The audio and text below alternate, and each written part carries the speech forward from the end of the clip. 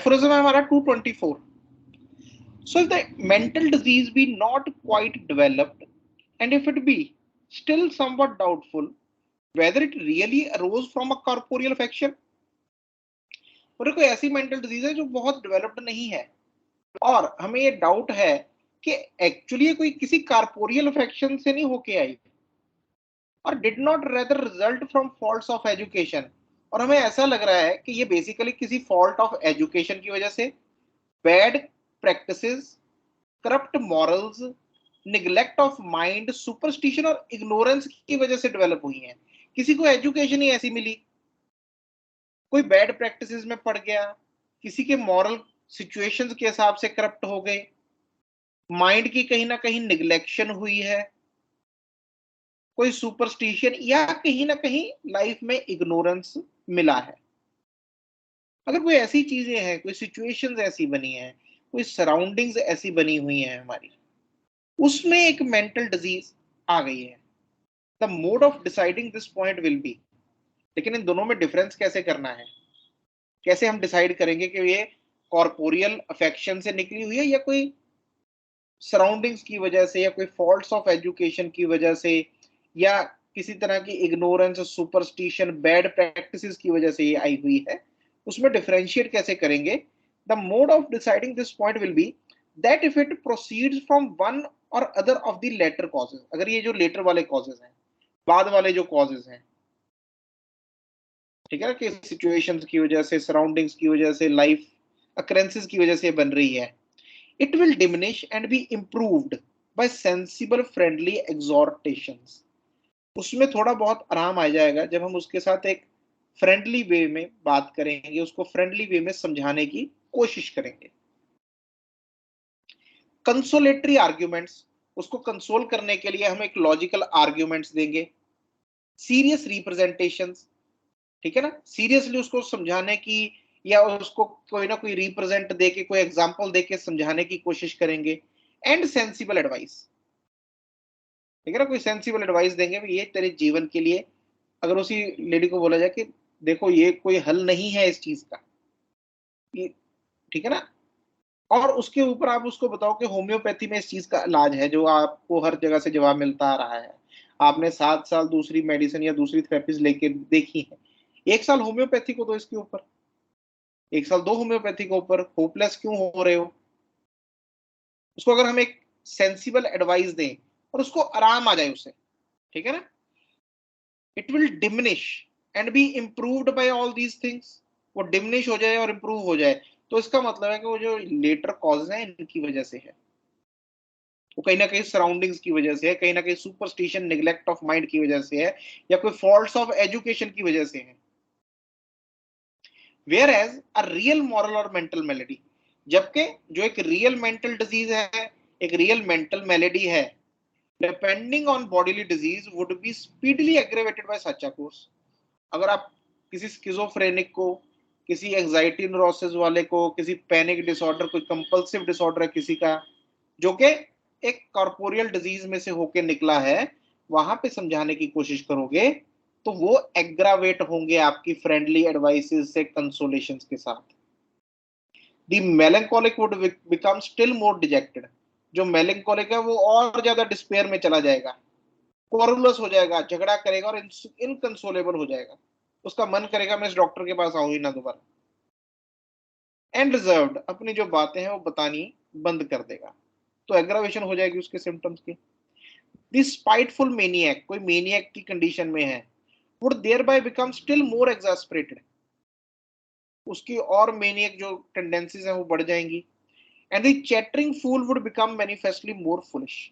और कोई मेनिया में ही किसी बोल रहा है लोकेसिटी में है, उसके साथ अगर आप बहस करोगे, उसको अगर समझाने की कोशिश करोगे, वो और ज्यादा उसके ऊपर फुलिशली रिएक्ट करेगा. तो ये एक वे है दोनों को सेपरेट करने का. तो अगर ऐसी ये लेडी है, उसका एक बच्चा है, आप देखोगे कि कॉमनली ये होता है पेरेंट्स में, ये ऐसे विचार आ जाते हैं, किसी में कम किसी में ज्यादा, लेकिन एक वो होपलेसनेस, एक डिस्पेयर सुन सुन के आ जाती है.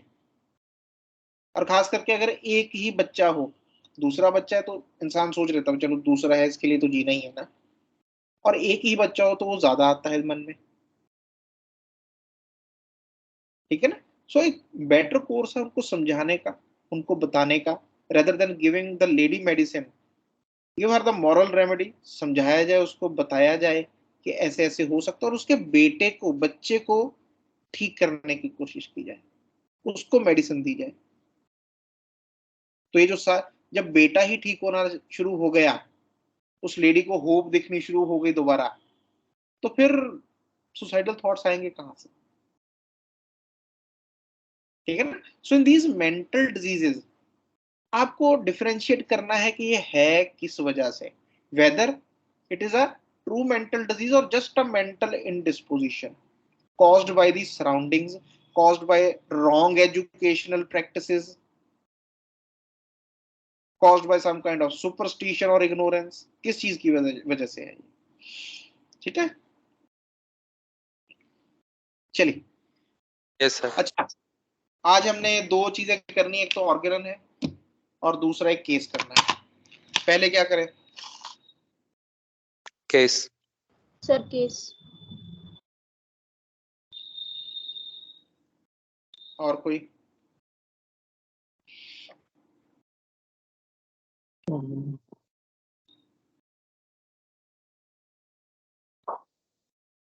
सर केस डिस्कस कर दीजिए। हैं? क्या बोल रहे हैं?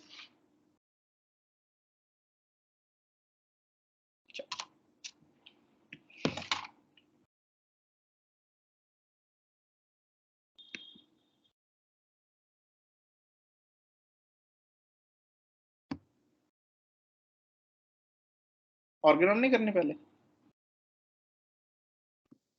ऑर्गेनन करो सर।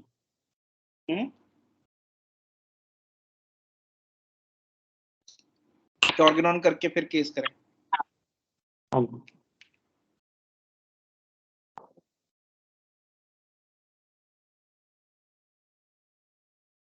चलो पहले केस ही करेंगे, क्योंकि जिन लोगों ने सिर्फ केस सुनना है उनको केस सुना के फिर फ्री कर दिया जाए, फिर जो बच जाएंगे ऑर्गेनन वाले उनके साथ ऑर्गेनन डिस्कस करेंगे, तंग नहीं करना किसी को भी। एक मिनट, मेरे को ना जरा केस निकाल लेंगे इसमें।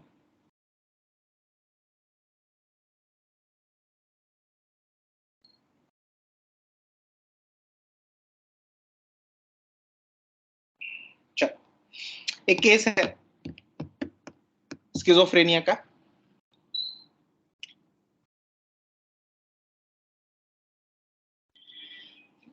सो मोस्टली जो स्किज़ोफ्रेनिक पेशेंट्स होते हैं आपके पास कभी भी स्किज़ोफ्रेनिया के लिए नहीं आते, बाइपोलर डिसऑर्डर वाले भी नहीं आते, कभी भी इन चीजों के लिए जनरली नहीं आते until unless एक रियलाइजेशन हो अंदर। Otherwise they are basically into this phase कि ये जो है मेरे साथ ये सही चल रहा है, लोग मेरे को गलत बोलते हैं, ऐसा है नहीं है।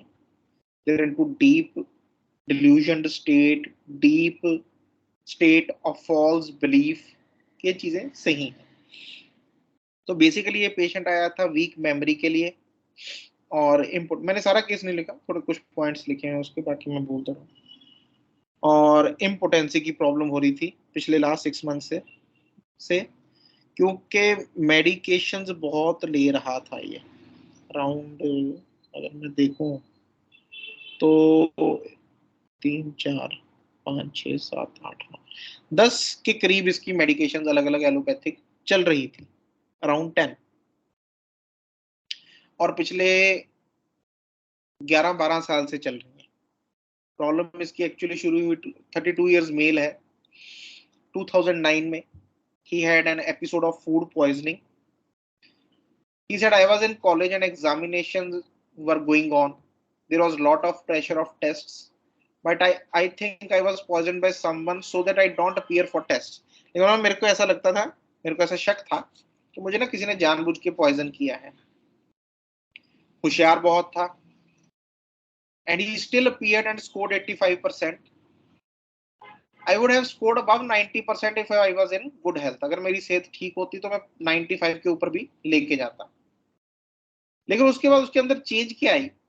After that, whenever he would eat or drink outside, he would feel that someone has added something in it.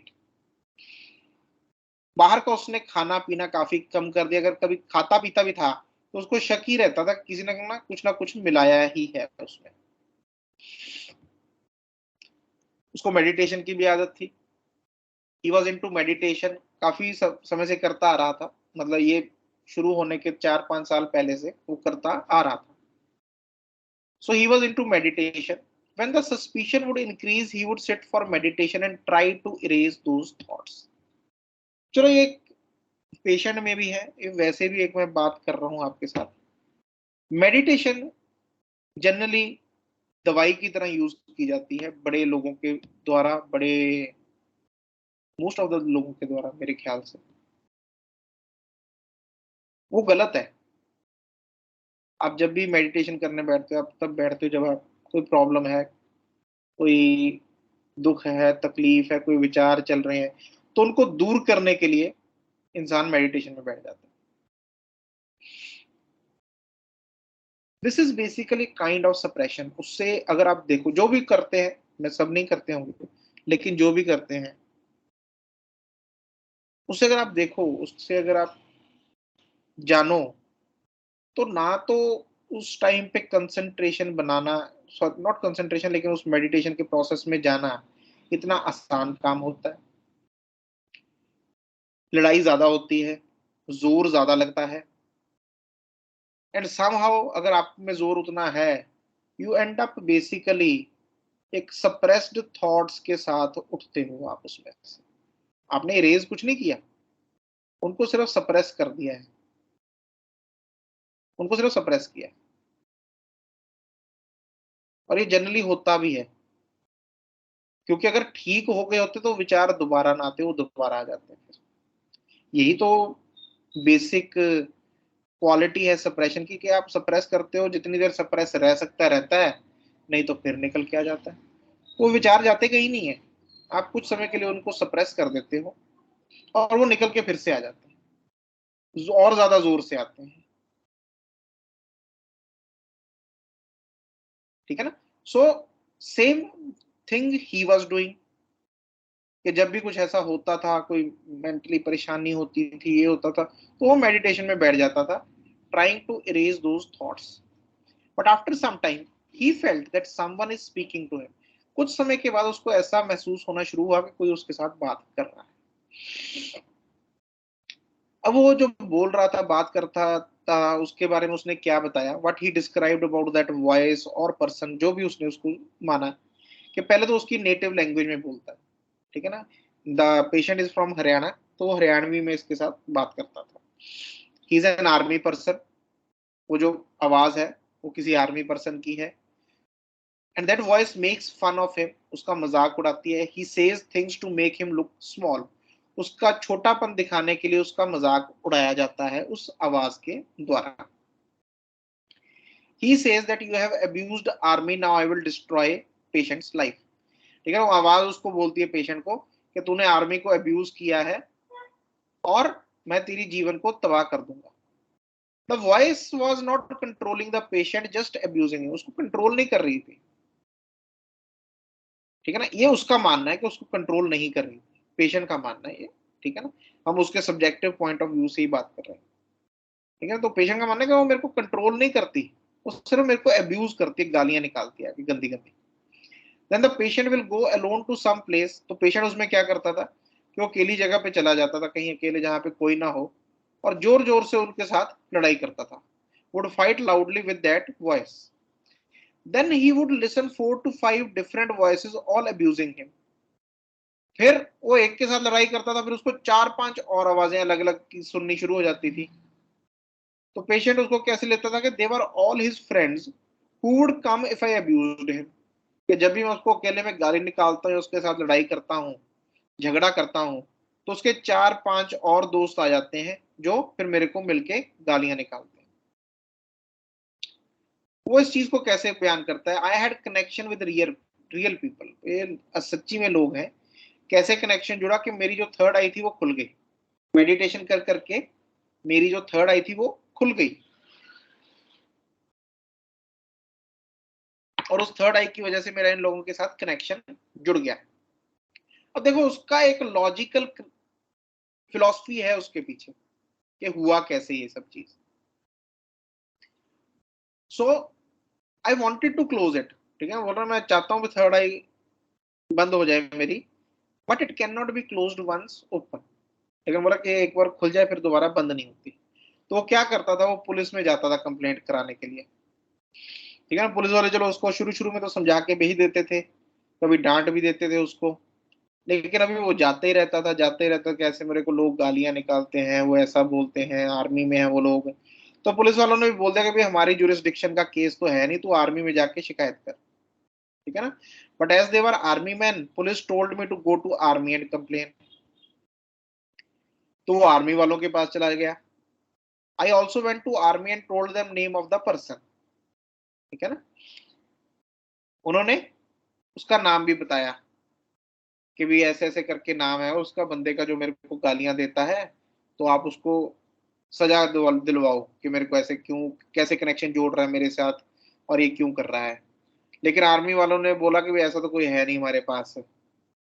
तो पेशेंट ने उसका क्या बना लिया कि he was an undercover spy, that is why they denied his presence, कि वो कोई ना अंडरकवर जासूस है, इसीलिए जो आर्मी वाले ना वो बता नहीं रहा, बता रहे कि ऐसा बंदा है।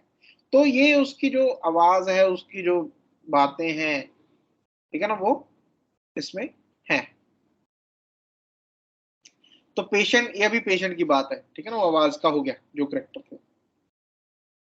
His father died when he was 2 years old, lives with his mother and uncle, जो चाचा है उनके साथ रहता है, मदर और चाचा के साथ। शुरू से बहुत एक्टिव रहा है, इंटेलिजेंट रहा है स्टडीज में। वो ऑलमोस्ट जितने भी एंट्रेंस एग्जाम हुए उसने पहले उसमें क्लियर किए, ठीक है ना। I would only read once anything and would retain forever. लेकिन अभी बोल रहा कि जो एलोपैथिक मेडिसिन हैं अभी भी मैं एग्जाम देना चाहता हूँ, उसने बोला कि मैं अभी भी एग्जाम देना चाहता हूँ, और ये जो एलोपैथिक मेडिकेशंस हैं ये मेरी मेमोरी को खराब कर रही है, ठीक है ना। और इसी के लिए वो बेसिकली अपनी दवा लेने आया था, इसी कंप्लेंट के लिए। 2009 में और क्या हुआ कि use to love going to gym and do sports. लेकिन 2009 में उसकी एक फाइट हो गई जिम में किसी लड़के के साथ।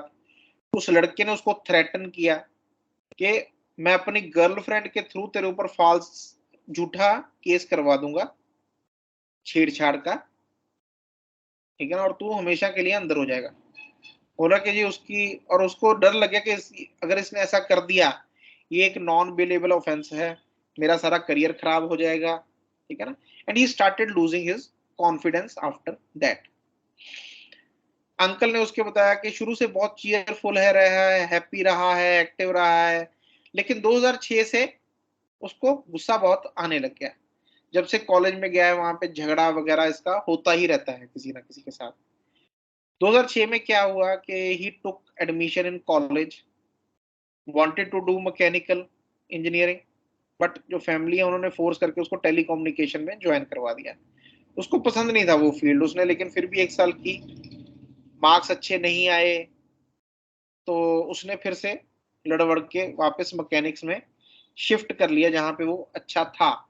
लेकिन उसको एक उस बात का ये रहता था कि घर वालों की वजह से मेरा 1 साल बर्बाद हो गया, जो लोग मेरे साथ थे वो सब मेरे से आगे निकल गए, ठीक है ना। So there were no particular physical journals. एक टेंडेंसी थी शुरू से कोराइजा की, लेकिन कुछ सालों से लेफ्ट मोलर टीथ में पेन होता है जब भी सीजनल कोराइजा होता था, and tendency for occasional diarrhoea after over eating, ठीक है ना। तो ये उसके सिम्टम्स हैं, ये उसका थोड़ा सा केस है। केस मेरे ख्याल से ऋषभ ने लिया था। ऋषभ याद है केस? कुछ और ऐड करना इसमें रह गया? सर ऐड तो सर इतना करना कि मुझे 2 घंटे लग गए थे इस केस में। इतना कुछ बताया था उन्होंने, इतना कुछ बताया था। एक और चीज थी, उनका बात करने का तरीका था, वो हर ऐसी चीज बताते थे जैसे उन्होंने ना वो एक्चुअल में होती है। एंड जो उनके अटेंडेंट्स थे दे वो लाइक अरे ऐसे ही बोल रहा है, इसके साथ कुछ नहीं होता, पागलों की तरह रात को जाता है 3 बजे। बट जो उसके इमोशंस थे ना, दे वर सो रियलिस्टिक कि मैं जी रहा हूँ ये जिंदगी। जो भी लोग हैं वो हैं मेरे साथ। तो ये बस ठीक ये है। ऐड करना था। अब मेरे को मेडिसिन याद भी आ गया एक्चुअली क्या थी इसकी। ठीक है। तो ये होता है बेसिकली स्किज़ोफ्रेनिक केसेस में, दे आर सो मच के जो उनका बिलीफ बना हुआ वो उनके लिए वो सच्चाई होती है, आसपास जो है अटेंडेंट्स उनके लिए नहीं होती, ठीक है ना। लेकिन एक स्किज़ोफ्रेनिक इंसान के लिए वही सच्चाई होती है। और अगर अब आप इसको समझाने लगो फिर क्या होगा, तो झगड़ा करेगा ही ना। वो पहली बात यही बोलते हैं मोस्टली कि ये लोग ना मेरे को पागल डिक्लेयर करवाना चाहते हैं, मैं हूं नहीं, और इसी बात का झगड़ा होता है उनका सबके साथ। सो सबसे पहले उनके जो अटेंडेंट्स हैं उनको ये बोलना है कि इसको समझाया मत करो। एज अ डॉक्टर आपने भी नहीं समझाना उसको, समझाने से एग्रावेशन होगी ही होगी। अभी हम करके आए ना, कैसे केसेस में हमेशा एग्रावेशन होगी उसकी, ठीक है ना। तो उनको समझाना नहीं है, उनकी बातों को सुनते जाओ, मानना भी नहीं है कि हल्लाशेरी दो भी हाँ हाँ सही है, तो ये भी नहीं करना। हम करेंगे वो एफोरिज्म जहां पे डॉक्टर हनीमन ने बताया है कि कैसे केसेस के साथ आपने कैसे बिहेव करना है, ये भी लिखा हुआ है हनीमन सर ने, हर चीज लिखी हुई ऑर्गेनन के अंदर। अच्छी बात है आप, मैंने जब शुरू में पूछा कि केस करें पहले कि ऑर्गेनॉन, केस करना है अच्छी बात है, बहुत अच्छी बात है, मेरे को मजा आता है उसमें, दिमाग लगता है। लेकिन वो जहां से आ रहा है इंफॉर्मेशन, वो उसका क्या करना है? ठीक है ना। हाँ है कुछ बच्चे जो सिर्फ ऑर्गेनन, क्योंकि हम पहले भी ऑर्गेनन कर ही रहे थे, ठीक है ना। चलो कोई नहीं।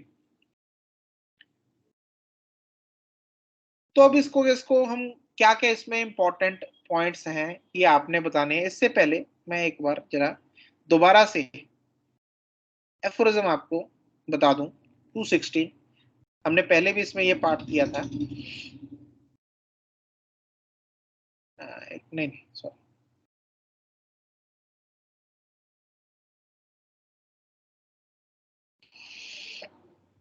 217, ठीक है ना।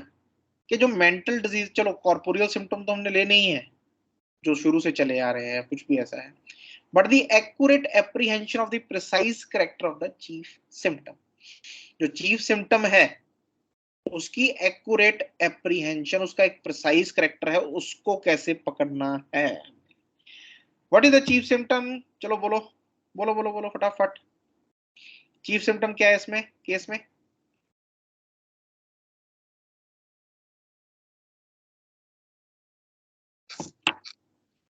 वीक मेमोरी के लिए आया था ना, वीक मेमोरी के लिए आया था ना।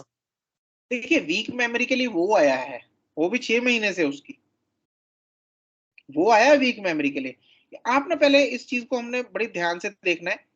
Chief symptom is not the symptom जो पेशेंट बयान कर रहा है कि भाई मेरा ये चीफ सिम्टम है, वो आपने डिसाइड करना है कौन सा उसका चीफ सिम्टम है। पेशेंट तो एक्ने के लिए आ जाएगा, लेकिन उसको साथ में डायबिटीज है, बताओ हमें क्या ठीक करें? जी, पेशेंट तो बोल रहा है एक्ने डिलीजन। ठीक कर दो, very good. Delusion is the chief symptom, ये जो डिल्यूजन स्टेट बनी हुई है ये चीफ सिम्टम है, ठीक है ना। सो द सर उसका डिल्यूजन, जी, सर उसका पॉइंटिंग वाला, हाँ जी। सर जो उसका ये कि मतलब एलोपैथिक मेडिसिन से मुझे दिक्कत हो रही है, वो भी हो सकते हैं। बच्चे देखो, ये जो सेडेटिव्स हैं अगर आप बहुत लंबे समय तक ले रहे हो तो किसी को भी होगी। दूसरी बात, स्किज़ोफ्रेनिक पेशेंट समझते हैं, उनकी एक मान्यता होती है कि मैं सही हूं, तो मैं दवाई क्यों लूं किसी चीज के लिए भी। वो सारा दिन जी सोता रहता है, उसका थूक निकलता है, वो तो अपने आप को जब देखता है शीशे में वो बोलता है कि आप मेरे को क्या दे रहे हो, ठीक है ना। So this is not a chief symptom. Chief symptom क्या है, हुआ क्यों सब कुछ? Because he started going into a delusion state. जब उसकी कोई फिजिकल प्रॉब्लम्स चेंज होनी शुरू हुई into mental problems around 2006, around 2005, around 2007, जब वो शिफ्ट आना शुरू हुआ, उसके भी पहले हुआ होगा वो शिफ्ट, ठीक है ना। क्यों? देखो कभी कभी क्या होता है केस में आपको पूरी हिस्ट्री नहीं मिल पाती। फर्स्ट थिंग, पेशेंट तो खुद ही स्किज़ोफ्रेनिक है, उसको तो क्या याद होगा। मदर इज नॉट देयर, वो आया अपने चाचा के साथ, ठीक है ना। हम प्रेफर करते हैं मदर हो, लेकिन बड़ी बार मदर होती भी है उनको नहीं याद होता है इतना, इतना याद नहीं होता। तो जितना भी हम हिस्ट्री में ले सकें बहुत अच्छा है, we have to work with that thing. लेकिन एक बात मैंने बड़ी बार पहले भी बोला है कि चाहे क्लिनिक में जो लोग प्रैक्टिस करें सामने लगा के रख लो, उसको पढ़ते रहा करो बार बार कि आपके केस में प्रिस्क्राइब करने के लिए जितना चाहिए वो हमेशा प्रेजेंट होता है, हमेशा होता है, जो भी हमें प्रिस्क्राइब करने के लिए चाहिए। ठीक है ना? सो चलो, पहली चीज होगी कि the chief symptom is delusion. Now the next part क्या है? हमारा नेक्स्ट पार्ट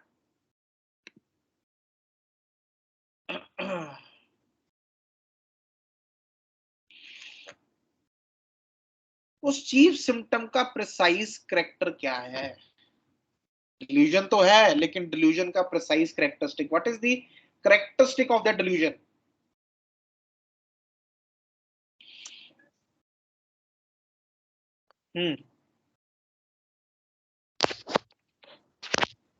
कोई से मारना चाहता है, हार्म करना जी चाहता है, कोई से हार्म करना चाहता है। कोई उसे हार्म करना चाहता है। ठीक है, चलो। delusion of being छोटा दिखाना poisoned. चाहता है, अब्यूज करता है। अब्यूज करता है, कोई उसे अब्यूज करता है, कोई हार्म करना चाहता है। और सर ये हो सकता है कि under the influence of supernatural power जो हम पढ़ते हैं, he is under the influence of supernatural power, तो उसकी थर्ड आई खुल गई है। नाउ ही कैन उसका communicate. Auditory hallucination. Auditory hallucinations, ठीक है। और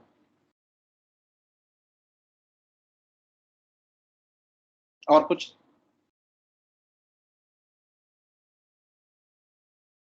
तो ये सब जो आपने बोला सब सही है, लेना क्या है अभी? उसकी इंटेलिजेंस, हैं जी? इंटेलिजेंट है वो इतना डिल्यूजन और हेलुसिनेशन होने के बाद भी.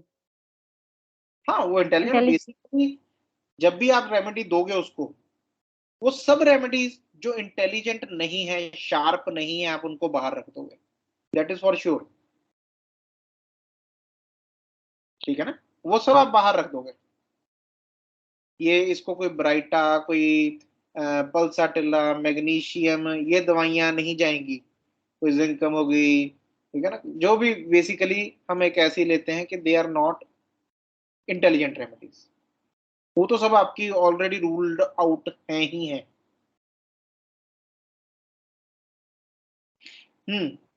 और अच्छा, ये इतने हमने, चलो जिसने भी बताए तीन चार, मैं थोड़ा सा और ऐड कर देता हूँ उसमें कि ये भी मानता है कि लोग मेरे से जेलस हैं, मेरे को पीछे करना चाहते हैं, मेरे को अब्यूज करते हैं। चलो ये तो हो ही गया हमारा पार्ट। उसको पागल बनाना चाहते हैं, ये भी एक पार्ट है कि जो सब है मिलके मेरे को पागल बनाने की कोशिश कर रहे हैं। तो फिर अभी क्या लें इसमें? डिल्यूजन, कॉन्स्पिरेसीज है, अब्यूज्ड है, क्रिटिसाइज्ड है, क्या लें? बहुत सारे।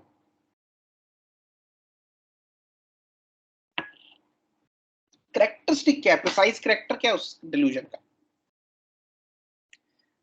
वो इंफीरियर फील करता है उसमें, स्मॉल, उसे वो जो भी small अब्यूज करता है वो स्मॉल फील करवाता है. ठीक है, delusion small, imperceptible he is, लेकिन वो खुद फील करता है कि वो स्मॉल है। नहीं, वो तो सुपीरियर फील कर रहा था ना, तभी तो इतनी इंपॉर्टेंस दे रहा है वो अपने आप को। ठीक है ना? वो तो फील ही नहीं करता कि मैं स्मॉल हूँ, उल्टा है ये तो। वो तो जाके उनकी रिपोर्ट करके आता है, मैं पीछे पड़े हुए लोग, वो तो करता ही नहीं फील कि मैं स्मॉल हूँ या छोटा हूँ।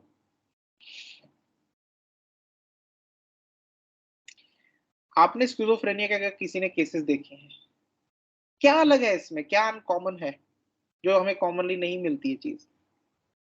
ठीक है, सभी में मोस्टली ये सस्पिशन रहता है, ये चीजें रहती हैं, सस्पिशियस माइंड होता है उनका। इसमें क्या अलग है? What is uncommon? किसी ने, मैं ज्यादा टाइम नहीं लूंगा, किसी ने बीच में बोला था ऑडिटरी हेलुसिनेशंस, यही तो प्रिसाइज करेक्टर, उसको आवाज आ रही है, आवाज आती है उसको पर्टिकुलर। ठीक है ना. सो chief symptom is basically this mania or hallucination, the delusion state, and the character is that he hears those things in voice. मानता नहीं है. एक मेरे पास ऐसे थे, उसको लगता था सब जगह कैमरे लगे हुए हैं, मेरे को सब देख रहे हैं, ठीक है ना. लेकिन यहाँ पे सबसे बड़ा करैक्टर क्या है कि उसको आवाज सुनाई देती है, अंदर आवाज आती है. यही तो सबसे बड़ा डिल्यूजन है. बाकी बातें तो वो बोलते हैं तो है, सबसे पहला डिल्यूजन तो ये है कि उसको आवाजें सुनाई दे रही है. हाँ जी, कोई कुछ पूछ रहा था बीच में. सर ये ऑडिटरी हेलुसिनेशन जो है ये शिज़ोफ्रेनिया किसी से मिलता है कई बार. ये जो हेलुसिनेशन है ये तो शिज़ोफ्रेनिया डिजीज में मिलता है सर पेशेंट्स में, तो इसमें तो कॉमन सिम्टम होगा शिज़ोफ्रेनिया का. मैंने 30-40 पेशेंट देखे हैं स्किज़ोफ्रेनिया के. अभी तक आज तक 2 ही पेशेंट देखे हैं जिनको आवाजें आती हैं, जिसको आवाज इतनी क्लियरली सुनाई देती है भी कोई क्या बोल रहा है. मैंने आज तक 2 देखे. डिल्यूजन स्टेट्स रहती हैं बहुत सारी, ठीक है ना. बुक्स में क्या लिखा है छोड़ दो उसको. आपने प्रैक्टिकली आज तक कितने पेशेंट देखे हैं स्किज़ोफ्रेनिया के जिनको आवाजें सुनाई देती हैं? आवाजें इन द सेंस ये नहीं कि किसी ने कुंडा खड़का दिया, किसी ने बर्तन गिरा दिया, ये नहीं हम बोल रहे. आवाज कोई बोल रहा है मेरे कान में आके, मेरे दिमाग में कोई बोल रहा है, मेरे साथ कम्युनिकेट करने की कोशिश कर रहा है. इस बात की बात कर रहा हूं मैं. ये नहीं भी किसी ने मेरे को एकदम से ऐसे किसी ने आवाज लगाई. हैं जी, हेलो, क्या बोल रहे? नथिंग से जस्ट एको हो रहा था. ओके ओके, ठीक है ना. सो जो अगर ऐसा कुछ है कि भी टी हो रही है, किसी ने रिंग बज रही है, या किसी को, दोज आर कॉमन थिंग्स, उसको मैं लूंगा मैं नहीं. और वो बड़ी बार जो एलोपैथिक मेडिसिन उनकी सप्रेशन की वजह से भी होती है, वो नहीं लेना हमने. बट यहाँ पे क्या, उसको कम्युनिकेशन कन्वर्सेशन सुनाई देती है, वो गालियां निकालते हैं मुझे आके, उसके 3-4 दोस्त और आ जाते हैं, कहानी है पूरी उसके पास. तो उसके डिल्यूजन आया कहाँ से, ये कैसे हुआ? उसका पहला करैक्टर ये है कि वो आवाजें आती हैं उसको. हाँ जी सर ये जो पेशेंट है इसके फादर भी नहीं थे, और मुझे ऐसा लग रहा है कहीं ना कहीं ये जो लोनलीनेस वाली चीज है, जो वो अपने आप को अकेला फील करता है और अपने माइंड में ये कैरेक्टर्स क्रिएट कर रहा है, आवाजें सुन रहा है, तो इसे भी रूब्रिक में लिया जा सकता है. लोनलीनेस जो हो सकता है वो अकेला हमेशा से फील कर रहा हो फ्रॉम द वेरी बिगिनिंग, और पढ़ने में भी बहुत अच्छा था. तो हो सकता है ज्यादातर ऐसे डिप्रेशन के पेशेंट्स होते हैं जो अकेले रहते हैं और फिर वो और डिप्रेस हो जाते हैं और फिर वो डिसऑर्डर्स की तरफ चले जाते हैं. तो हो सकता है ये भी वही चीज हो. ठीक है. आपने बोलते बोलते एक बात बहुत अच्छी बोली कि मुझे लगता है. वो नहीं लेना जो आपको लगता है, वो स्पेकुलेशन है. पेशेंट ने कहीं नहीं बोला कि मैं अकेलापन फील करता हूँ, उसके पेरेंट्स ने कहीं नहीं बताया जी शुरू से अकेलापन बहुत फील करता है. ये प्रैक्टिस नहीं करनी है. मैं आपको बार बार बोलता हूँ, जो मुझे लगता है वो इम्पोर्टेंट नहीं है, जो फैक्ट्स हैं सामने वो इम्पोर्टेंट है. ठीक है ना. इसीलिए डॉक्टर हनीमन ने बार बार बार बार केस टेकिंग में, उसके पहले भी उसके बाद में भी, जब आपने एक ही बात कही, स्पेकुलेट मत करना किसी भी चीज को. जब आप एक अनप्रेजुडाइज्ड ऑब्जर्वर हो तो प्रेजुडाइज में क्यों जा रहे हैं हम? प्रेजुडाइज में से हमारी स्पेकुलेशन आती है. तो वट एवर आप उस एनालिसिस में आपके दिमाग में आता है कि मुझे लगता है, छोड़ दो उस लगने को, वो आपको हमेशा गलत तरफ लेके जाएगा. तुक्का लग गया तो मैं कुछ कह नहीं सकता, लेकिन मुझे लगता है वो हमेशा आपको गलत तरफ लेके जाएगा. हमारे पास बड़ा क्लियर कट है सामने कि उसको आवाजें सुनाई देती हैं, वो एक डिल्यूजन स्टेट में है. तो मैंने क्यों लगवाना है कुछ भी? मेरे को, मैं क्यों जाऊं कि वो अकेला था, 2 साल का था जब उसके फादर की डेथ. मुझे क्या पता उसने अकेलापन फील किया कि नहीं किया, मुझे कैसे पता? ठीक है ना. सो द थिंग इज कि हिस्ट्री, केस टेकिंग, अच्छी बात, आप जितनी डीपली ले सको, but it should be based on facts, not on stories, especially not stories which are created in our mind because of this speculation. इसके पिताजी ऐसे थे, या उसका दादा या घर का माहौल ऐसा रहा होगा, हमें नहीं पता कैसा रहा है उसका, हमें नहीं पता। जो हमें पता है वो हमारे सामने है, जितना हमें पता, जो उसने बयान किया, जो उसके अटेंडेंट ने बयान किया, और जो हमने देखा। ठीक है ना, अभी ऋषभ बोला, डॉक्टर ऋषभ बोले कि मुझे इतना याद है कि 2 घंटे लग गए मेरे को केस टेकिंग करने में, and the way he was telling or narrating everything showed that he was very confident, very convicted on these things. उसकी कन्विक्शन थी इसके ऊपर। ये हमारी ऑब्जर्वेशन है उसको लेके। और उसके मैं देख रहा था वही 10 पेज भरे हुए हैं केस टेकिंग के।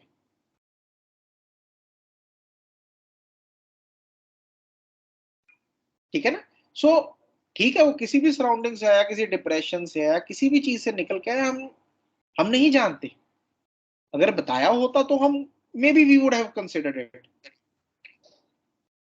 कहीं पे भी ऑर्गेनल में जब आप देखोगे मेंटल डिसऑर्डर्स का, हनीमन सर ने ये तो बोला है कि पिछला फिजिकल फिनोमेना क्या चला ये इंपॉर्टेंट है, लेकिन ये कहीं नहीं लिखा कि पीछे उसके हालात कैसे रहे हैं, जीवन की स्थिति कैसी रही है, पीछे उसके माँ बाप कैसे थे, दादा दादी नाना नानी कैसे थे, कुछ नहीं लिखा हुआ। उन्होंने तो बहुत सिंपल बनाया केस टेकिंग, उसको कंफ्यूजिंग मत करो, बहुत सिंपल है, बहुत ज्यादा सिंपल है, आसान है बिल्कुल। कि हमने एक चीफ सिम्टम, अभी आप ही में से किसी ने बोला कि डिल्यूजन है जी उसका चीफ सिम्टम, तो उसके आगे क्यों जाना हमने? हमें दिख रहा है सामने भी डिल्यूजन स्टेट है, उसका करेक्टर क्या है वो देखना भी बस। What is the precise character of that state? ठीक है ना। और एक पुराना जो उसका फिजिकल सिम्टम है जो आज तक है, ये भी हमने तभी किया था, एफोरिज्म 216 आई थिंक, एक मिनट,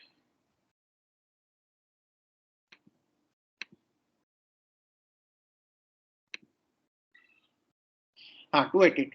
तो दिस कलेक्शन ऑफ सिम्टम, अब ये जो हमारे पास सिम्टम्स आ गए हैं, belongs in the first place the accurate description of all the phenomena of the previous so called corporeal disease, जो शुरू से corporeal disease रही है, before it degenerated into one sided increase of the psychical symptom।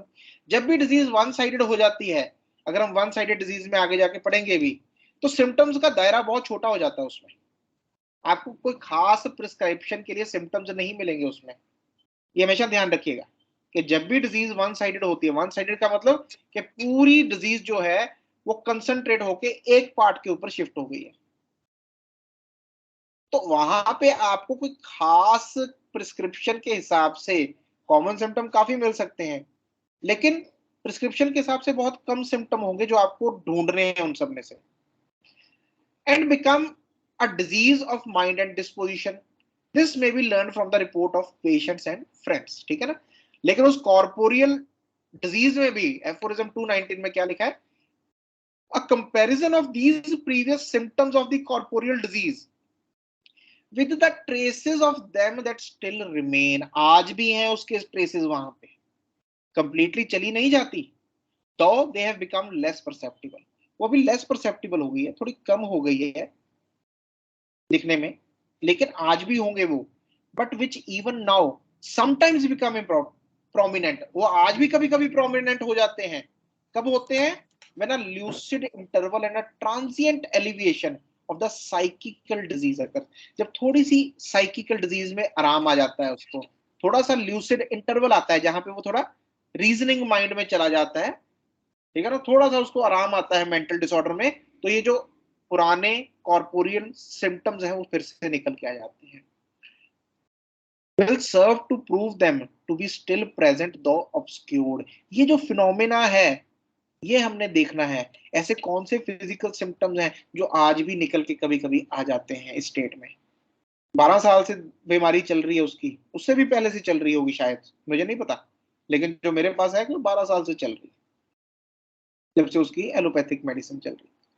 तो उसमें भी कौन से सिम्टम है जो बीच बीच में फिजिकल आ जाते हैं, ठीक है ना। तो उनमें एक सिम्टम था हमारा जुकाम, pain in teeth during coryza. जब भी उसको कोराइजा होता था साथ में दांत में दर्द शुरू हो जाता था। कोराइजा उसका बहुत पहले से, धीरे धीरे करके ये जो पेन इन टीथ है ये आना शुरू हो गया। फिर बाद में पता चला मुझे, जब मैंने केस के लिए उसने कई बार अपना ये आरसीटी वगैरह भी करवाया है, लेकिन फिर भी वो हो जाती है पेन उसको, फिर भी हो जाती है उसको। So disposition is intelligent, mentally and physically active. तो हम जब ये सिम्टम सारे डालते हैं तो हमारे पास एक ही रेमेडी आती है बेसिकली, लैकेसिस। तो हमने उसको लैकेसिस 50 ml दी थी। आज उसको दिए हुए मेरे ख्याल से केस कब पैक है मैं देख लेता हूँ। केस है अराउंड 2021 जैन का, 23 जैन 2021 को हुआ थे, 2021-22 अराउंड मेरे ख्याल से 1.5 साल हो गया। 1.5 साल में ये जो आवाजें थी अराउंड 4-5 महीने के बाद ये जो आवाजें हैं ये उसको आनी बंद हो गई थी बिल्कुल। तो जो उनकी मेडिसिन थी वो धीरे धीरे हमने करके सब बंद कर दी। आज की डेट में वो कोई भी मेडिसिन नहीं ले रहा। आज की डेट में मतलब पिछले 7-8 महीने से वो कोई भी एलोपैथिक मेडिसिन नहीं ले रहा, ठीक है ना। तो उसको आवाजें आने बिल्कुल बंद हो गई थी, कोई भी किसी की तरह की आवाज नहीं आ रही है अभी। फिर बीच में उसने कोई लेसिक लूसिक सर्जरी करवा ली, तो उसके बाद फिर से थोड़ा सा एग्रेवेशन हुआ, फिर से रिपीट की गई and he was better after that. Boils हुए बीच में, एब्सेसेस हुए जो पुराने भी होते थे। मेमोरी बहुत अच्छी हो गई। अभी उसने रिसेंटली ये जो पटवारी होते हैं उनके लिए एग्जाम दिया है और उसको पूरी उम्मीद है कि मैं पास हो जाऊंगा उसके साथ। उसकी शादी भी होगी उसके बाद। एनर्जेटिक है, ठीक है ना, एवरीथिंग इज गुड। जो अभी लास्ट फॉलोअप आया मेरे पास ये जुलाई अगस्त में आया लास्ट फॉलोअप, तो उसमें रोज सुबह उठ के जाता है सैर के लिए, भूख बिल्कुल नॉर्मल है, कोई मेडिसिन नहीं, नींद बिल्कुल नॉर्मल हो गई, मेमोरी बिल्कुल नॉर्मल हो गई, पहले जैसी होगी मेमोरी, ठीक है ना, कोई कंप्लेंट नहीं है। गुस्सा आता है बीच में कभी कभी, अभी रिसेंटली अभी आना शुरू है जब से मेडिसिन बंद की है। बात जो है जिस पे गुस्सा आता है वो सही होती है बात, लेकिन गुस्सा थोड़ा ज्यादा आता है तो घर वाले थोड़ा डर जाता है कि फिर से पुराने रिलैप्स में ना चला जाए। लेकिन there is no delusion state right now, अभी उसकी कोई भी डिल्यूजन स्टेट नहीं है। और बीच में मेरे ख्याल से 1.5 साल में हार्डली 3 बार रिपीट हुई होगी, सेम पोटेंसी, नथिंग एल्स, ठीक है ना। सो ऐसे हमने in one sided mental diseases को देखना है जब भी देखना है, ठीक है ना। कोई भी ऐसा केस है, अभी एक और केस है सुसाइडल डिस्पोजिशन का है, चलो अभी नहीं करेंगे उसको, नेक्स्ट टाइम देखेंगे अगर डिस्कस करना होगा तो जितने भी ऐसे केसेस हैं हमने इसी वे से करने, क्लियर इंडिकेशंस, क्लियर इंस्ट्रक्शंस हैं उनकी। बड़ी बार ना होम्योपैथ कंफ्यूज हो जाते हैं उसमें कि भी क्या। एक चीज याद रखिएगा, बहुत लंबी केस टेकिंग होती है स्किज़ोफ्रेनिक केसेस की, और भी बहुत सारे केसेस हो सकते हैं जिनमें केस टेकिंग लंबी होती है, लेकिन उसमें से मोती चुगना होम्योपैथ का काम है कि कुछ ऐसा एक करेक्टरिस्टिक उसके चीफ सिम्टम का दिमाग में वो बार बार चलना चाहिए, वो लाइन बार बार चलनी चाहिए कि accurate apprehension of the precise character of the chief symptom, accurate apprehension of the precise character of the chief symptom. जो उसका चीफ सिम्टम है उसका मैं प्रिसाइज करेक्टर ढूंढ लूं, बस जो भी चीफ सिम्टम है उसका प्रिसाइज करेक्टर ढूंढ लिया जाए, उसका करेक्टरिस्टिक क्या है। इस केस में ये है, लेकिन ये हर केस में नहीं होगा। तो ये जस्ट एक एग्जांपल है हमें समझने के लिए, ये नहीं कि हर डिल्यूजन के केस में हमने वॉइसेस हियर्स ऐसा ही ढूंढते रहना है। खुद से भी नहीं पूछना कि कुछ आवाजें तो नहीं आती है आपको, इसका मतलब आप पहले से ही प्रेजुडिस हो। क्या करना है वो तो जानना जरूरी है, लेकिन क्या क्या नहीं करना वो और भी इंपॉर्टेंट है जानना। स्पेकुलेट नहीं करना इन केसेस में, कभी नहीं करना, ये गलती तो करनी ही नहीं कभी, किसी भी केस में नहीं करना, लेकिन इन केसेस में स्पेशली नहीं करना स्पेकुलेट। आप बहुत गलत डायरेक्शन में चले जाओगे। शब्दों को नहीं पढ़ना, मैंने जैसे वहां पे लिखा हुआ था कि वो खुद को स्मॉल फील करता तो आपने सोचा भी डिल्यूजन स्मॉल, वो उसको करवाने की कोशिश कर रही है आवाज, वो थोड़ी करता है। ये करेक्टर नहीं है आपका प्रिसाइज, ठीक है ना। सो प्लीज इन चीजों को समझिए। ऐसा एक और केस था, स्किज़ोफ्रेनिया का केस है, ठीक है ना। लेकिन उस स्किज़ोफ्रेनिया में चलो डिल्यूजन तो हैं जो हैं, बट डिल्यूजन्स जब उसको आते हैं, द वे शी बिहेव्स, वो चुप करके ऐसे साइड में जाके बैठ जाती है, and she behaves in a very haughty manner. बड़े मैं करूंगा किस दिन वो डिस्कस आपके साथ केस, बड़े हॉटी मैनर में वो रहती है उसमें। Now that case is basically improving with some other remedy. तो हर उसमें करेक्टर होता है उस स्टेट का, उस मेनिया का। हमने वो करेक्टर ढूंढना है कि क्या है, वो करेक्टर ढूंढना है जी। क्या बोले?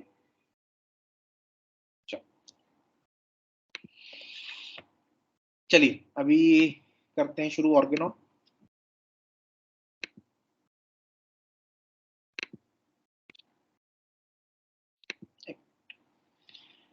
हमने लास्ट 128 तक किया था ना, 128 कर लिया था ना हमने।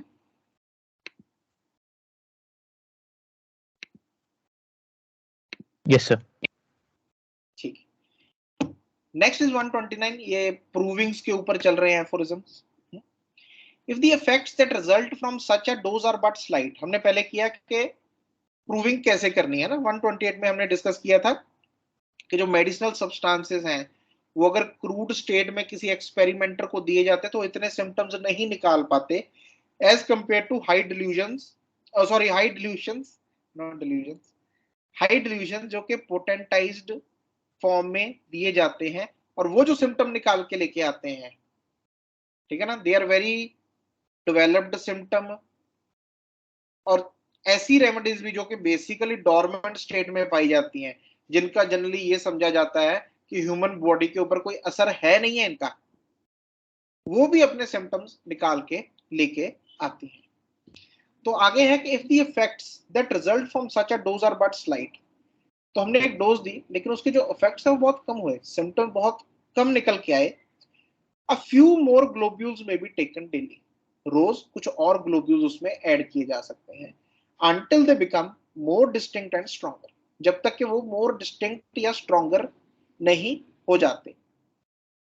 and the alterations of the health more conspicuous, और जो alteration हो रही है health के ऊपर वो और ज्यादा accurate हो जाती है, और ज्यादा दिखने में नजर आती है।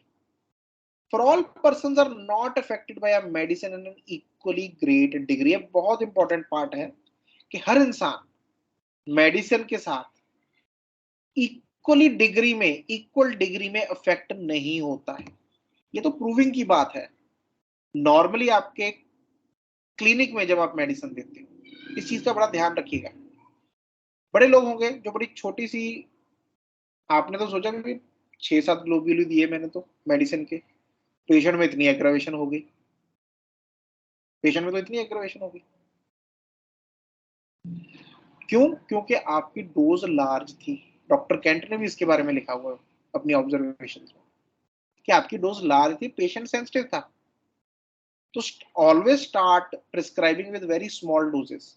अगर आपको लगता है कि दवाई ठीक है लेकिन असर थोड़ा सा करती है, क्योंकि कभी कभी पैथोलॉजी ऐसी होती है, कभी कभी पेशेंट खुद ही बहुत रोबस्ट होते हैं, कॉन्स्टिट्यूशन बड़ी रोबस्ट होती है उनकी, देन उसी मेडिसिन की आप जो डोज है थोड़ी थोड़ी करके लार्ज करो, थोड़ी थोड़ी करके।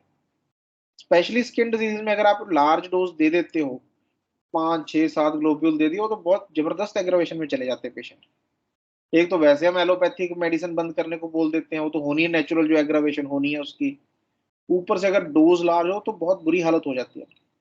सो एक एडवाइस है कि always start with small dose. आगे इस पे एफोरिज्म में भी आएगा कि मिनिमम डोज के साथ स्टार्ट करो। आपको नहीं पता आपके सामने कैसी कॉन्स्टिट्यूशन है। हाँ, बाहर में देखने में आपको लगेगा भाई तकड़ा, लेकिन अंदर से सेंसिटिव होते हैं, फिजिकली सेंसिटिव होते हैं बहुत बार, ठीक है ना। So for all the persons are not affected by a medicine in an equally great degree. On the contrary, इसके उलट क्या होता है, there is a vast variety in this respect. इस चीज में बहुत वैरायटी होती है लोगों की. So that sometimes an apparently weak individual may be scarcely at all affected by moderate doses of a medicine. एक weak individual है, ठीक है ना, देखने में बड़ा वीक है, वैसे भी सेंसिटिव है, लेकिन उसके ऊपर जो मेडिसिन है वो बड़ी कम इफेक्ट करती है मॉडरेट डोज में. Known to be of powerful character, और दवाई भी हमें पता है बड़े पावरफुल करेक्टर की है. इसको क्रूड फॉर्म में अगर किसी को दे दिया जाए तो उसके ऊपर भी सिम्टम आ जाते हैं. ये जो दिखने में वीक कॉन्स्टिट्यूशन है, वीक इंडिविजुअल है, इसके ऊपर सिम्टम ही नहीं आ रहे हमारे. whilst he is strongly unaffected on by others of much weaker kind, ठीक है ना, लेकिन दूसरों के ऊपर जो वीकर काइंड की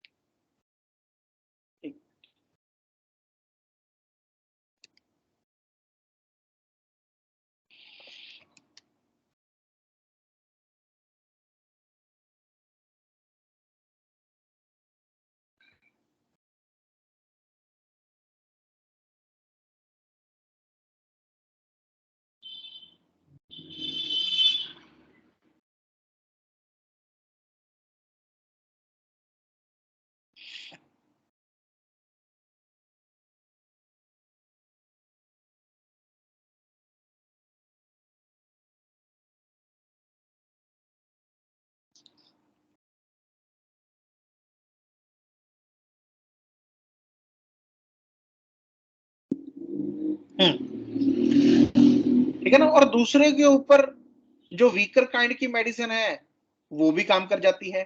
and on the other hand there are very robust person, देखने में बड़े रोबस्ट होते हैं, बड़े एनर्जेटिक होते हैं, बड़े स्ट्रांग होते हैं, who experience very considerable morbid symptoms from an apparently mild medicine. उनको छोटी सी कोई माइल्ड मेडिसिन भी दी जाए, माइल्ड डोजेज में भी दी जाए, तो वो भी उनके ऊपर बड़े सिम्टम निकाल लाती है. And only slighter symptoms from strong drugs, कोई स्ट्रॉन्ग ड्रग्स हैं, कोई आर्सेनिक जैसी, ओपियम जैसी, जो लोगों के ऊपर वैसे ही असर कर जाती है, उनसे बहुत कम सिम्टम निकलते हैं उनके ऊपर. ठीक है ना. Now as this can not be known beforehand, लेकिन हमें ये पहले पता नहीं लग सकता, बिफोर हैंड हमें इस चीज का पता नहीं है. तो what is advisable is, it is advisable to commence in every instance with a small dose of that drug. Proving में भी और प्रैक्टिस में भी, दोनों जगह. ठीक है ना. It is advisable to commence in every instance with a small dose of the drug and where suitable and requisite to increase the dose more and more from day to day. ये सिर्फ proving के लिए. ठीक है ना. तो proving में क्योंकि हमें रोज मेडिसिन देनी होती है जब तक कि उनके सिम्टम्स बाहर निकल के नहीं आ जाते. ठीक है ना. तो बोले कि रोज के रोज अगर आपको लगता है कि जरूरत है और डोज बढ़ाने की, तो आप बढ़ाते जाइए उसमें. Aphorism 130, if at the very commencement the first dose administered shall have been sufficiently strong, this advantage is gained. जब हमने कमेंसमेंट की, शुरू की प्रूविंग की और पहली डोज दी और वो उस पेशेंट के लिए सफिशिएंटली स्ट्रांग थी, उसने इतने सिम्टम निकाल दिए, तो बोले उसमें बहुत एडवांटेज हमें मिल जाता है. दैट दी क्या एडवांटेज मिलता है, that the experimenter learns the order of succession of the symptoms. उसको देखने में मिलता है कि किस सिम्टम के बाद कौन सा सिम्टम आता जा रहा है. आपने देखा होगा, प्रूविंग्स कभी पढ़ी हैं तो उनमें लिखा होता है टाइम भी, इतने टाइम पे ये सिम्टम आया, फिर ये सिम्टम आया, फिर ये सिम्टम आया, शाम तक ये सिम्टम आ गया उसको. ठीक है ना. एक सक्सेशन लिखा होता है कि कैसे कैसे सिम्टम्स उनमें डेवलप हुए. And can note down accurately the period at which each occurs. और हर सिम्टम कब अकर हो रहा है वो भी लिखना बड़ा जरूरी है. Which is very, अभी देखो प्रूविंग में, चलो आगे चल के दिमाग में आता है कि हमने कौन सा प्रूविंग करनी है, या लिखा ही तो हुआ है सब कुछ. बात ये नहीं कि प्रूविंग करनी है नहीं करनी, बात ये है कि प्रूविंग में किन चीजों को इंपॉर्टेंस दी जाती थी जो आज हम मेडिसिन देने के टाइम पे इग्नोर कर जाते हैं. पहली इंपॉर्टेंस थी सक्सेशन ऑफ सिम्टम्स को, सिम्टम्स कैसे कैसे डेवलप हुए, क्योंकि बड़ी बार सक्सेशन ऑफ सिम्टम्स के ऊपर ही तो हमारी मेडिसिन है. एक पेशेंट है, उसको खांसी शुरू हुई, खांसी हुई, जुकाम हुआ, एक्सपेक्टोरेशन बनने लगी, सांस उखड़नी शुरू हुई, फिर वीकनेस आनी शुरू हुई। ये एक कमेंसमेंट, एक सक्सेशन है उसका। ऐसे ऐसे आया, दिमाग में वैसी दवाइयां आनी चाहिए कि जिनमें खांसी आती है, नाक बंद होता है पहले, फिर खांसी आती है, फिर चेस्ट पकड़ी जाती है, फिर वीकनेस आती है। दूसरा पेशेंट है, उसमें वीकनेस सबसे पहले आई, सबसे पहले वीकनेस आई, पेशेंट लेट गया, फिर उसकी खांसी शुरू हुई, फिर अंदर रेशा बनना शुरू हुआ, एक्सपेक्टोरेशन बननी शुरू हुई, ठीक है ना, फ्लैम बनना शुरू हुआ, और फिर उसकी सांस रुकनी शुरू हो गई। अब दोनों की सक्सेशन अलग अलग है। अगर आप पहले वाले को सोचो, वहां पे रैटलिंग है, बाहर नहीं निकल रहा, चलो जिसको एंटिम टार दे दें, आप गलत हो उस जगह पे। एंटिम टार की सक्सेशन ऐसे है ही नहीं। दूसरे केस की जो है सक्सेशन वो एंटिम टार जैसी है। पहले वाले की हो सकता है इपिकाग जैसी हो सकता है आर्सेनिक जैसी हो, दोनों में जा सकती है रेमेडी। लेकिन दूसरे वाला पक्का एंटिम टार्ट है, जहां पे पहले वीकनेस आनी शुरू हुई। तो सबसे पहले ये जो order of succession of symptoms हैं, खास करके एक्यूट डिजीजेस में, क्योंकि क्रॉनिक में तो चलो बहुत ग्रेजुअली हुआ, लेकिन खास करके एक्यूट डिजीजेस में, इमरजेंसी केसेस में, they help you to understand the और decide on the medicine. So provings के एफोरिज्म मैं बड़ी बार बात, इसको क्या पढ़ना है, ये तो अभी हुई हुई है सब।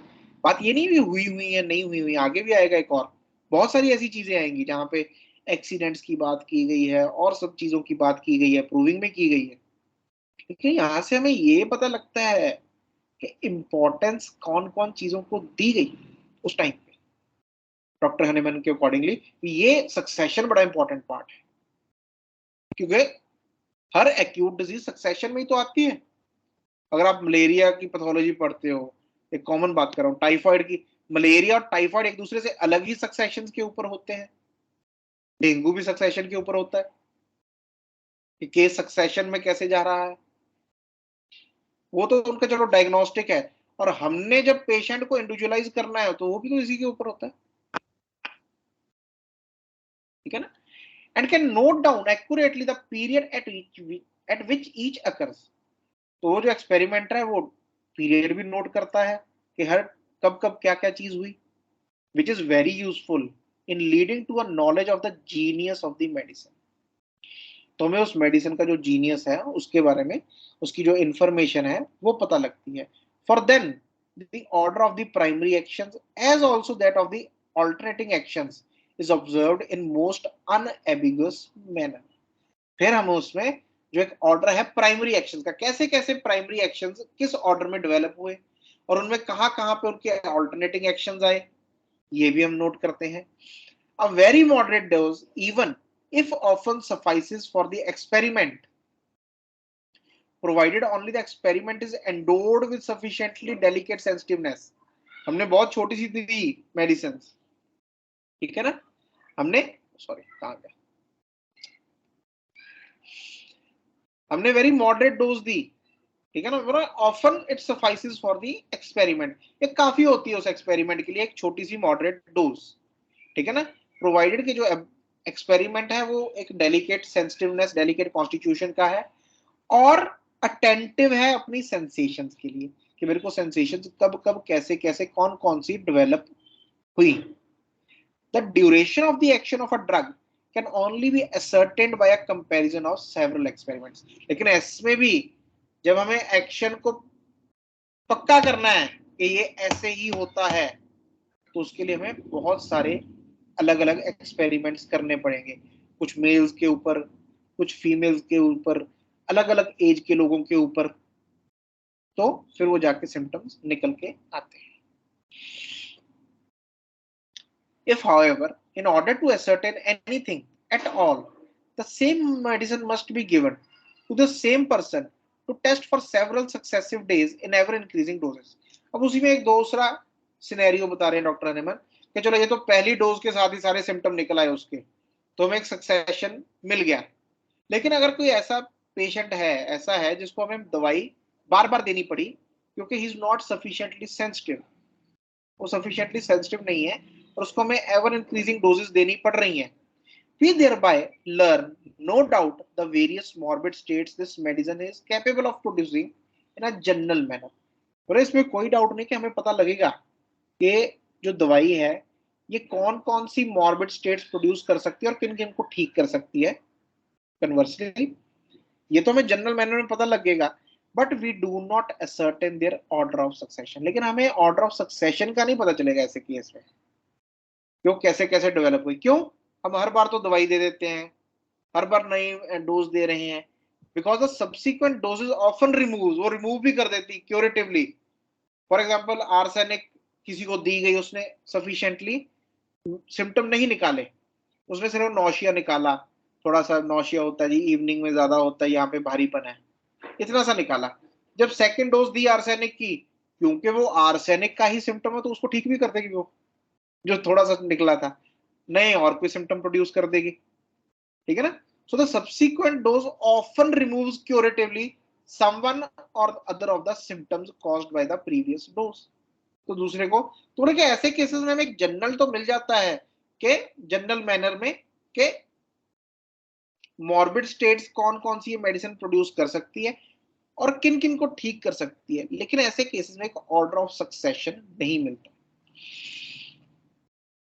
और develops in its state an opposite state, या एक बिल्कुल ऑपोजिट स्टेट प्रोड्यूस कर देगी। सब symptoms should be enclosed in brackets to mark their ambiguity. बोले तो ऐसे जो भी सिम्टम्स होते हैं उनको ब्रैकेट्स में एनक्लोज कर लो, उनको एक अलग से लिख लो, ताकि उनकी जो जेन्युइननेस है, एम्बिग्युइटी है, वो बाद में हम देख सकें। Until subsequent pure experiments show whether they are the reaction of the organism and secondary action or an alternate action of this medicine, ताकि हम जब नेक्स्ट कोई ऐसे एक्सपेरिमेंट्स करें उनमें हम कंफर्म कर सकें कि ये जो सिम्टम्स हैं ये जेन्युइन है उस ऑर्गेनिज्म के या उसके रिएक्शन के या सेकेंडरी एक्शन के या ऑल्टरनेटिंग एक्शन है मेडिसिन का, ठीक है। So this is more about proving. But when the object is without reference to the sequential order of the phenomena and the duration of the action of the drug, लेकिन जब हमारा object ये है, ठीक है ना, हमने सोचा ये है कि हमने सीक्वेंशियल ऑर्डर नहीं देखना फिनोमेना का या duration of action of drug नहीं देखना, सिर्फ इतना नहीं है, only to ascertain the symptom themselves, especially those of weak medicinal substance। जब हमारा ऑब्जेक्ट ये है कि हमने सिर्फ सिम्टम देखने हैं, कौन कौन से निकाल सकती है मेडिसिन, छोड़ देते हैं सीक्वेंस को, छोड़ देते हैं फिनोमेना को कैसे आता है, लेकिन हमारा यही है कि हमने सिर्फ इसके सिम्टम देखने, जो ओपियम कौन कौन से सिम्टम निकालती है। In that case the preferable course to pursue is to give it for several successive days, increasing the dose every day. तो उस केस में प्रेफरेबल ये है कि रोज नई दवाई को इंक्रीज कर करके दिया जाए। In this manner the action of an unknown medicine, even of the mildest nature, will be revealed, especially if tested on sensitive person। क्योंकि हमारी कुछ दवाइयां, जैसे मैं एक एग्जांपल लेता हूं, कैल्शियम कार्बोनेट है, कैल्केरिया कार्ब है, चलो काफी उसके सिम्टम निकल के आए हैं, या उसी मैनर में मैं बोलूं कि ग्रेनाइट करके मेडिसिन है ना, ग्रेनाइट क्या पत्थर है, ये तो मार्बल है, पत्थर है, ठीक है ना, ये तो पत्थर है, या मेटल्स हैं कुछ जो इनएक्टिव मेटल्स हैं, कोई स्ट्रोंशियम है, मैंगनम है, इनका कोई खास या मेडिसिनल कभी देखी नहीं गई इनकी वैल्यू, ठीक है ना। These medicine are unknown and of mildest nature, जैसे कि यहाँ पे लिखा हुआ है। तो इन केसेस में एक डोज के साथ ऐसा फिनोमेना निकलना, या तो वो पेशेंट बहुत ही सेंसिटिव है, जैसे कोई इडियोसिंक्रेटिक पेशेंट है, वहां पे आ सकता है, नो डाउट इन दैट, लेकिन मोस्टली नहीं आ पाता। So there the objective of the proving is कि जितने भी इसके सिम्टम निकल सके हम वो देख लें। तो ये जो एफोरिज्म है उसके बारे में है, जहां पे हमारा ऑब्जेक्टिव ये नहीं है कि हमने सीक्वेंस देखना है या ड्यूरेशन देखनी भी कितनी देर दवाई काम करती है, बल्कि ये है कि कितने सिम्टम्स इस मेडिसिन के साथ आते हैं, मॉर्बिड स्टेट्स आती हैं, क्योंकि वो उनको ठीक करने की टेंडेंसी रखती है।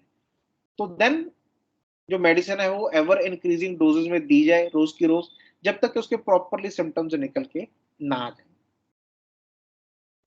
No this is again very important, मैंने यहीं पे बंद करना है, ये लास्ट एफोरिज्म है हमारा, लेकिन again this gives you an insight into what is important during taking a case on experiencing any particular sensation from the medicine. हमने कोई मेडिसिन ली, प्रूवर ने कोई मेडिसिन ली, उसको एक पर्टिकुलर सेंसेशन आई, कोई पेन आई, तो वैसे कोई सेंसेशन आई किसी भी तरह की, हम किसी पर्टिकुलराइज में नहीं जाएंगे। It is useful indeed, necessary, not only useful लेकिन नेसेसरी भी है। क्या है? In order to determine the exact character of the symptom, इस सिम्टम का एग्जैक्ट करेक्टर ढूंढना। क्या ढूंढना है? To assume various positions while it lasts. ये जो सेंसेशन आई है उसके ड्यूरिंग प्रूवर को क्या करना है कि अलग अलग पोजीशंस लेनी है, and to observe whether by moving the part affected, by walking in the room or the open air, by standing, sitting or lying, the symptom is increased, diminished or removed, and whether it returns on again, assuming the position in which it was first observed, whether it is, ठीक है ना। तुम्हारा कोई sensation आई किसी medicine को लेने के बाद, तो वहां पे नेसेसरी हो जाता है। क्यों नेसेसरी है? ताकि उस सिम्टम का एग्जैक्ट कैरेक्टरिस्टिक निकाला जा सके कि जितनी देर वो सेंसेशन रह रही है, जो प्रूवर है वो अलग अलग पोजीशंस में मूव होके देखे भी, अगर किसी पोजीशन के साथ या किसी सिचुएशन के साथ, किसी पर्टिकुलर सराउंडिंग के साथ वो जो सेंसेशन है, सिम्टम है, वो इंक्रीज होता है, डिक्रीज होता है या कंप्लीटली रिमूव हो जाता है।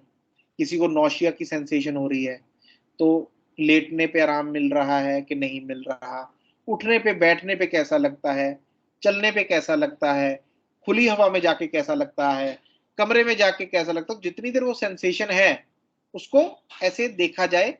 और अगर किसी में किसी भी तरह की चेंज लगती है किसी भी सिचुएशन में, तो उसको फिर से किया जाए, and whether it returns on again assuming the position, और क्या वो फिर से दोबारा रिटर्न होता है या उसमें फिर से इंप्रूवमेंट आती है पहले वाली पोजीशन लेने पे, which it was first observed, जिसको वहां पे पहले ऑब्जर्व किया गया।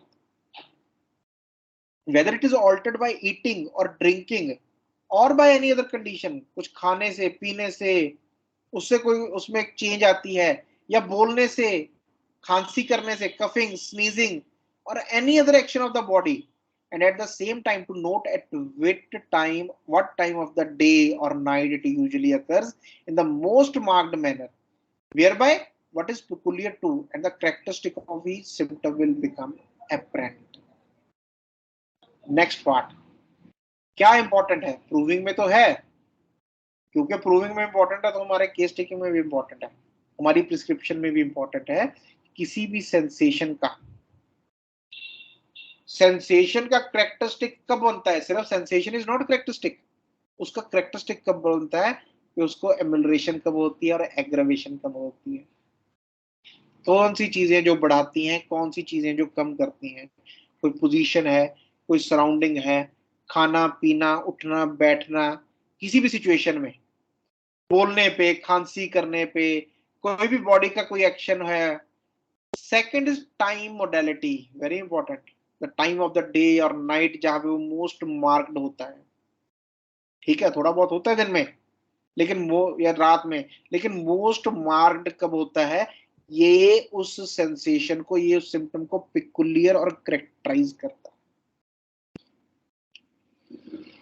होम्योपैथी और the proving of homeopathy is the only science, not first science, although it is first, but it is the only science जिसमें मॉडलिटीज को इंपॉर्टेंस दी गई है।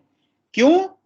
क्योंकि वो इंडिविजुअलाइज करता है पेशेंट को, डिसीज को, करेक्टरिस्टिक देता है उसको। Time modalities, in general modalities, particular modalities, aggravation and ameliorating factors जितने भी हैं, चाहे वो जनरल हैं, चाहे वो पर्टिकुलर हैं, चाहे वो टाइम की फॉर्म में है, they all characterise a symptom, they all characterise the individualisation of the patient. ये सेकंड पार्ट है जो कभी छोड़ना नहीं है हमने। कभी आगे स्किन डिजीज की बात करेंगे तो उसको और इंपॉर्टेंटली लेंगे, क्योंकि वहां पे तो बहुत इंपॉर्टेंट हो जाता है। बाकी केसेस में भी है बहुत इंपॉर्टेंट, वहां पे इसकी इंपॉर्टेंस और थोड़ी सी ज्यादा बढ़ जाती है। ठीक है ना। सो ये प्रूविंग के एफोरिज्म है, फिर से बोल रहा हूं, ठीक है, खुद करे प्रूविंग बहुत अच्छी बात है, मैंने पहले भी इसके ऊपर बात की थी कि वो जो एक्सपीरियंस है, वो जो होके गुजरेगा प्रूविंग में, वो कभी नहीं भूलेगा, चाहे मटीरियल मेडिका भूल जाए। तो जब हम एक्सपीरियंस करते हैं सामने कुछ सिम्टम्स का आना, कुछ सिम्टम्स का जाना, उसका तो कोई मुकाबला है ही नहीं। लेकिन स्टिल ये जो एफोरिज्म्स हैं हमें ये भी बता रहे हैं कि साथ के साथ इम्पोर्टेंट क्या है। आगे एक्सटर्नल इन्फ्लुएंसेस के ऊपर बात होगी, कैसे एक्सटर्नल इन्फ्लुएंसेस हैं, एक्सीडेंट्स के ऊपर बात होगी, ये सब चीजें इंपॉर्टेंट हैं, not only in proving but also in your case taking, also in your analysis. ठीक है, तो 133 तक हमने किए आज एफोरिज्म, केस किया, इसको आज यहीं बंद करते हैं। और कोई क्वेश्चन?